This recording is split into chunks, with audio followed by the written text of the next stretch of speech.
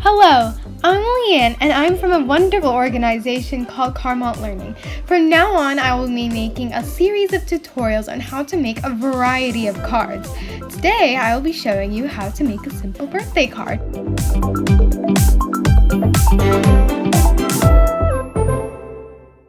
You will be needing any designed cardstock. My design will be blue and white stripes. On the back of this paper, there are monkeys with party hats inside a circle. From this cardstock, I cut 3 pieces of paper. One that was about 5.5 by 4.75 inches, another that was about 8 inches by 3.25 inches, and lastly, one that was about 3 inches by 2.5 inches. Next, you will just be needing a sturdy base color. In my card, white will be my base and I cut it to about 3.5 by 4.5 inches. A sturdy glue is also needed to glue pieces of paper together. I'm using this Beacon 3-in-1 Advanced Craft Glue, and I definitely recommend this glue because it sticks well and allows just enough time for you to move around the object before it is well glued on. Then, you will be needing clear stamps of a cake, its stand, and a happy birthday sign. You can use any stamp of these items. My stamps are from this collection of stamps. Now, if you don't have any of these stamps at home, you can always hand draw them and write happy birthday above. If you are using clear stamps, then black ink and a stamping platform is needed if perfection is desired. However, you can always eyeball it and simply stamp your items down onto the paper. Any black ink is fine. I'm using one called Crystal Pigment Ink Pad. Another promising brand would be VersaFine Pigment Ink of the color black. Any stamping platform is great. I'm using one called Tonic Studios Tim Holtz, though a really good stamping platform would be one from Misti. Next, any coloring utensils will be needed. I'll be using a variety of Copic markers in order for a rich color to come out. Lastly, a glitter brush pen is optional, but it really helps to bedazzle your card. Any glitter brush pen works, but I'm using a clear Winkacella brush. This card is not just a regular card that just opens up for the message. My card is kind of like a picture frame in which we will be making a stand that holds the card up.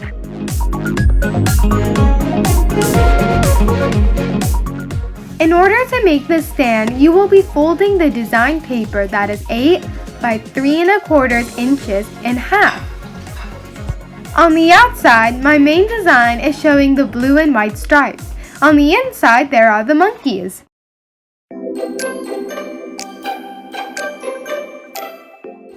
Next, I will be taking the design paper that is 3 by 2.5 inches and gluing it onto the inside of the cardstock you just folded. For mine, the background is the monkeys, while the inside shows the main design. You are free to write your birthday message on this piece of paper you just glued on.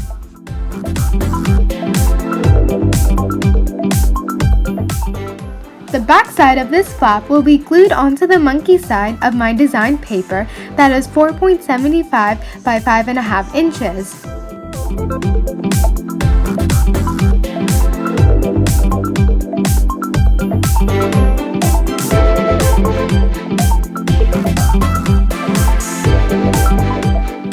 And as you can see, this card is able to stand up like a picture frame.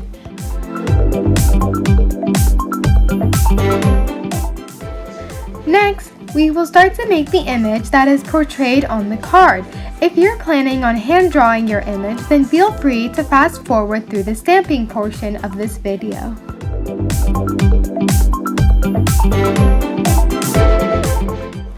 First, arrange your stamps in the desired position onto your base color. I'm going to be putting the cake on the stand with the happy birthday sign on top.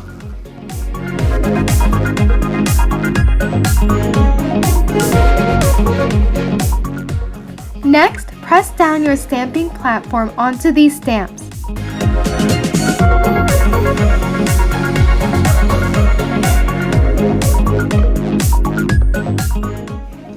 your black ink and start patting it down onto the stamps. Once the stamps are well inked, you may press the stamps down onto the card for a clean and precise image. The good thing about stamping platforms is that you can always re-ink the stamps and stamp them down again in the exact location if the image did not come out as clear as you wanted it.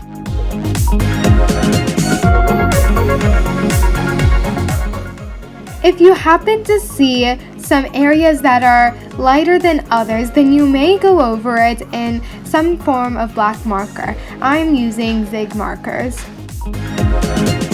You want to make sure you wait about a few minutes to make sure that the ink is fully dried. It's always a bad idea to start coloring right after you stamped your image because there is a high possibility that the ink will smudge your paper, creating an unclean surface. Well, having that said, see you in a bit.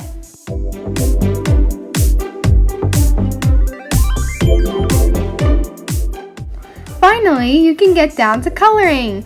For my cake, I picked these 4 types of blues: B04, B00, B45, and B41.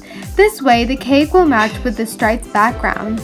You can honestly color your cake however you want to, but for my cake, I'm going to be coloring it first with the B00 Copic marker, just as a base. Here's how it turned out.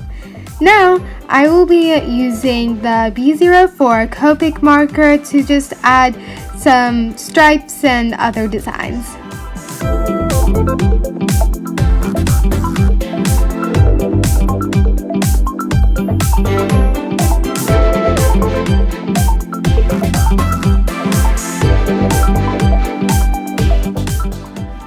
Now I will be using the Copic marker B45 to do an additional stripe.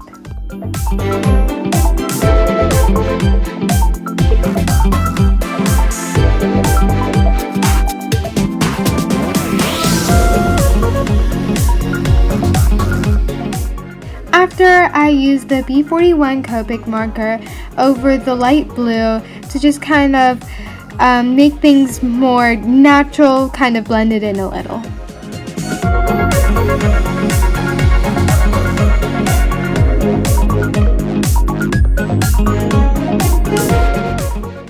I then use the B00 Copic marker to just go over the top and again just blend things together.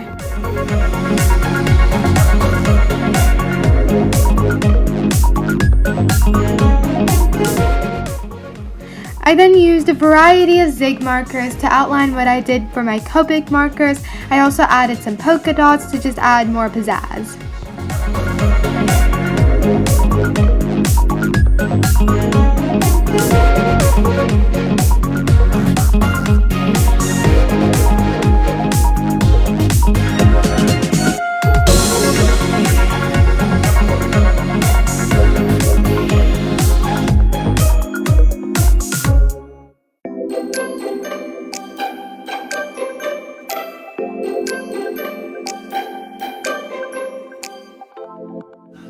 Next, I will be using my B45 Copic marker to color in the design shown on the cake stand. Next, I will be using my E00 and E11 Copic markers to color in the actual cake stand.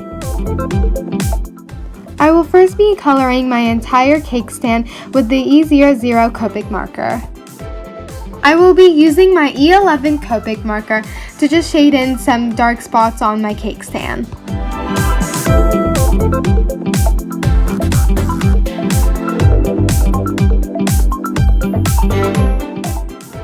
Once you are done coloring, again, wait about a few minutes for the ink to dry. After, you will be adding some finishing touches with your glitter brush pen, which is again optional.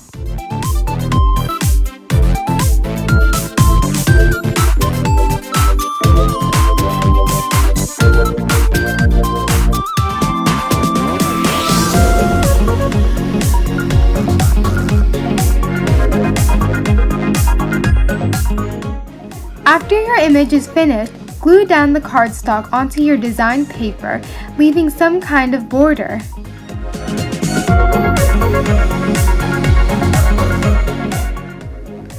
Finally, your card is finished and ready to be given to a friend, family member, or classmate. I hope you enjoyed my video. If you did, please like and subscribe below to KARMANT Learning. Bye! Hope to see you all next time!